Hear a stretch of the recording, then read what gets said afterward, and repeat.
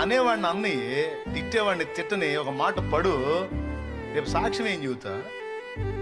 ఎవ్వడు ఏమనకుండా, ఏ నొప్పి తగలకుండా, అసలు ఏ ఇబ్బంది లేకుండా అంతా ప్రశాంతంగా సాగిపోతే, మరి దేవుడు ఇలాంటి స్థితిలో నాకు ఇలాంటి కార్యాలు చేశాడని సాక్ష్యం ఏం చెబుతావు? నీ తలకాయ సాక్ష్యం చెప్పాలిగా. ఇప్పుడు నేనేం చెప్పేవాడిని ఏమి లేకపోతే, ఇప్పుడు ఉంది కాబట్టి, అనుభవించాను కాబట్టి సాక్ష్యం చెప్తాను. లేకపోతే ఇక నా తలకాయ చెప్పాలి, నేనేం చెప్పాలి? ఇక ఖచ్చితంగా సాక్ష్యం కోసం నీ జీవితంలో కొన్ని అనుమతిస్తే సంతోషంగా స్వాగతించు. ఫ్రీగా మాట్లాడుతాను ఏమనుకోవద్దు, మామూలుగా ఎక్కదు అందుకని చెబుతున్నా. సత్యపోయిద్ది అంటావా?